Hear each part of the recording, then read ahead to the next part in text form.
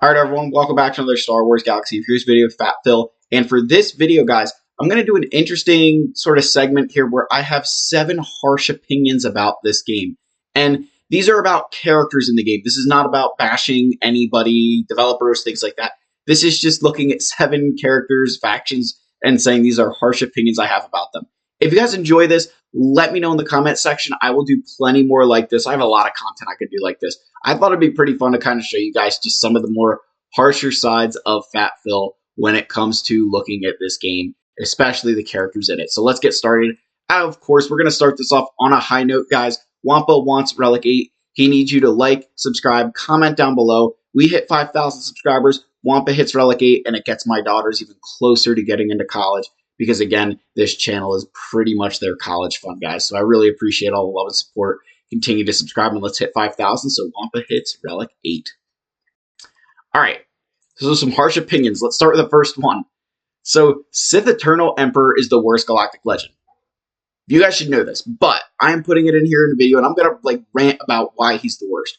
Number one, he needs babysat. Without any babysitters, the best thing this guy can do is beat Qui-Gon Jinn and General Skywalker. And even Qui-Gon Jinn, he doesn't always get max banners if Anakin is constantly applying healing immunity. So he just is terrible. Like, he's not a good galactic legend. Really lackluster. Is in need of a ton of work. And it's why all of my farming guides, everything I do is always about farming him later in the game. So when everybody says, oh, he's so easy to get, yes, that doesn't mean you should get him, right? That is not what this means at all. Yes, it's very easy to get through, elementary school. It doesn't mean that you should stop your education there. Think of that with Sith Eternal. That's a really good one there. All right, First Order. My harsh opinion here is they're better in 3v3 than they are in 5v5.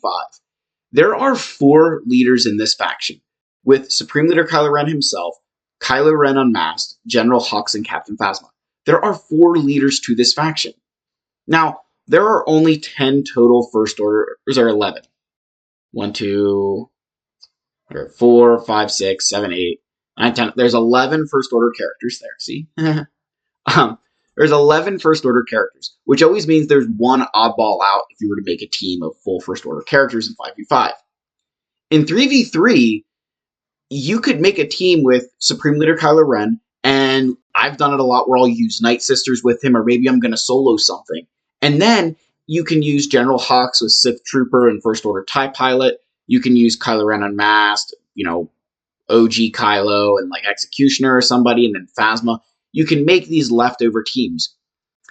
And in 3v3, that's huge. That you think in 5v5, 3 of the leaders are on the same team with, SLKR himself, KRU, and General Hux. I don't know why I'm doing abbreviations when I can just talk, but it's late at night and I'm going to do what I want because it's my video. But the harsh opinion here, they're better in 3v3, and in 5v5, I really think the First Order loses some of its luster simply because you can't build as many teams with them because there's not enough of them. But in 3v3, all of a sudden, they turn into this machine where I can get max banners with 3 of these things super easily. And if you're in the beginning stages of the game, that is huge, guys, that you could get that many different teams out of your First Order. All right, next. Ki-Adi-Mundi. This one I know is going to generate heat. He's really only useful in GAC right now.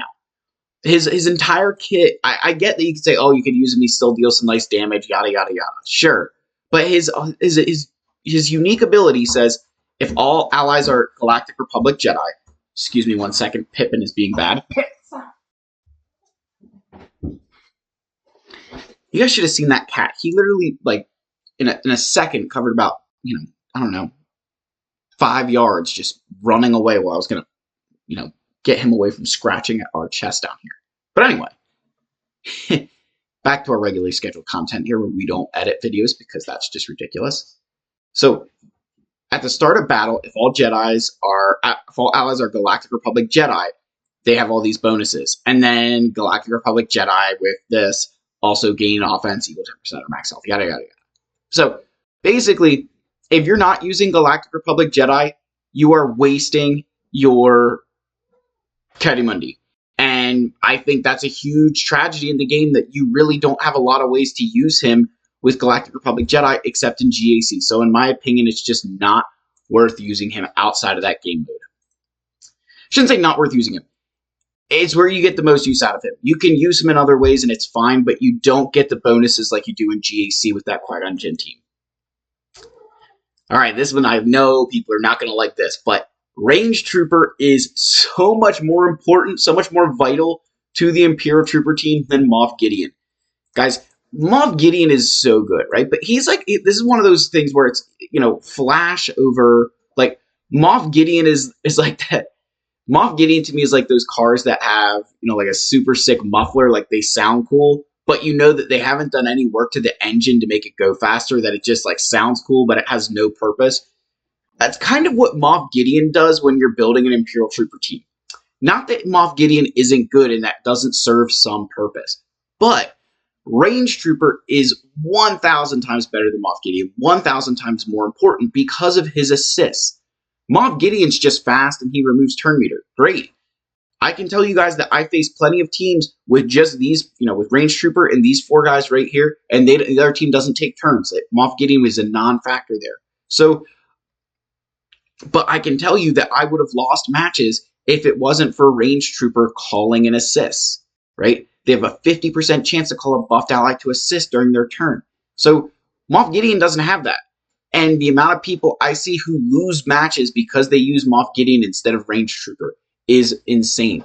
Yes, Moff Gideon has his time and places where he is super important. But if you're going to put Moff Gideon in that team, you replace somebody like Colonel Stark. Range Trooper is way more vital to this team. And you could make an argument that Dark Trooper is like more important than, or Dark Trooper is less important than Range Trooper from the sole standpoint of turn meter. That Range Trooper will help keep that turn meter train rolling more so than Dark Trooper will. Again, I said you can make the argument. I'm not saying I necessarily agree with that, but that argument could be made. But Range Trooper 1,000 times more important than Moff Gideon in this team. So I just want to understand how important that is. Yes, Moff Gideon's flashy, but Range Troopers that work under the engine you do to the car to make it go faster. All right, Inquisitors. You guys had to know this was on the list. The harsh opinion. This is basically a guild requirement now. I think if you want to be a serious player in this game, you want to get to that point of being in the late game, being in those larger guilds, this has to be on your farming priority list. If it's not, I think that guilds will just start skipping you over. I actually think more guilds will skip you over for this than they would have with something like Geonosians. Again, I don't know that for sure, but the other thing to think about here, guys, and I'm going to pause while I do this. I want to show you guys this. I saw this on, I can't remember who shared this, but if you look here in territory battles, again, with Relic 8 Inquisitors, which sounds like a lot, but remember that this is all, you're all building towards something. But if you build a Relic 8 Inquisitor team with Third Sister, just let me show you guys this. You're going to get 50, get 3. So imagine that your guild, even if half of you complete that, right? Even if, 20, you have a 50% completion rate on that mission. That's 500 extra get 3, which means you're going to do that territory battle twice in a month. So that's 1,000 extra get 1. And if we come, or get 3, gosh, I can't talk. It's too late, guys. I apologize. But 500 get 3. My guild right now is aiming for 30 stars. So for us to get 500 additional get 3 puts us into this range of 33 to 34 stars each time. That is absurd when you think about how much additional guild event currency that is. Again, it's a lot of investment, but the point people are making, and I think the point to make here, Inquisitors are only going to get more important. That Relic 8, I think, is not going to be wasted on them like it will be some other characters. They'll actually earn it back through you using Get 3. So, guild requirement. All right, Jango Fett is better outside of Bounty Hunters. This should be pretty easy to understand, but he's got the Mandalorian tag, he's got Scoundrels, he's got the Separatist tag, but I really think he shines in all of these other factions a lot more than he does as Bounty Hunters. I think in terms of Bounty Hunters, I don't think he's in that top 5 Bounty Hunters. I really don't. I don't think he's in that top 5 Bounty Hunter list at all. And he's a great character, but he's not a top 5 Bounty Hunter. He just doesn't have that utility with them to do the things they like to do, compared to factions like Mandalorians, even just like using him with a scoundrel team with, Beskar Mando, and then finally with Separatists is where I think he truly, Separatists and Mandalorian are definitely the two factions I think he meshes with the best. But again, just, he's not as a bounty hunter, he's good. As a Mandalorian, he's great. And I would put that with the Separatists as well, that he's a good scoundrel. He's a great Separatist. And I think a lot of times we as players sometimes forget this. Like if you look in the end game and even the late game, people don't use Jango Fett with bounty hunters. Most of the times we're using him with, Separatists or Mandalorians because we get a lot more use out of him. We get a lot more mileage that way. All right, the last one is Katarn. And I say mid at best. Here's why I say that. Katarn himself is not enough to make that Rebel fighter team good. For Katarn to really shine, right? So you need your Mon Mothma, then you need Kyle himself. But then you've got to come down here and you need your Cara Dunes and your pals and your Hoth Rebel Scout. Like you need these characters to turn Katarn into the monster that he is. And that's why I said mid at best. It's just one of these unfortunate situations, I think, where everybody's like, oh, Kyle's so good, Kyle's so good. Kyle does have uses. Kyle is good, but to get the best use out of him, like he's mid at best. He's mid-table. He's solid. He's not like the worst, but I'm not inviting him over to dinner because of how good he's doing, right? Like he does his job. But this is the team you want. And as soon as you start removing some of those pieces, I think it falls apart. And I think that there are better ways that you could utilize, your gear. So my point being that Kyle Katarn, I'm not saying he's not like amazing inside of that team, but once you start moving some of those pieces away, I think it really shows you that he's just a okay character and that there are much better characters that deserve that love and attention. Again, guys, these are just harsh opinions. Let me know if you guys like this, like this. Like, I think it's kind of funny to do these things, take a look at this stuff again, just looking through some of these, like, Ki-Adi-Mundi, guys. I mean, I love Ki-Adi-Mundi, but I don't ever really use him outside of GAC because I don't have that use for him. Like, I always find a better Jedi to use for that situation.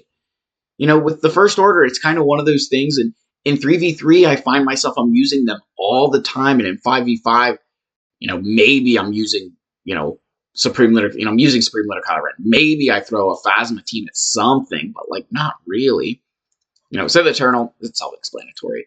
But like I look at these Inquisitors and like the Imperial Trooper teams, and I just think that we get this so wrong where people we go for what's flashy. That Moff Gideon's flashy. Moff Gideon looks cool. Moff Gideon's that muffler that you hear coming down the street.